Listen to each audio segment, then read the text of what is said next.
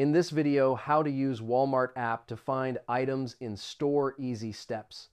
I will show you step by step how to use the Walmart app to find items inside the store. First, open the Walmart app on your phone. Then log into your account using your email and password. After logging in, tap the search bar located at the top of the screen.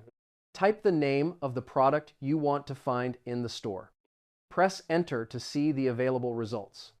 Now select the product you are looking for. On the product page, check if the item is available at a nearby store. The app will show the availability of the item in the selected store. You will also see the product location inside the store. Usually, the app shows the aisle number or store section. This helps you find the product more quickly. If needed, enable location services to find the nearest store. The app will automatically update product availability. You can also see the current price of the item.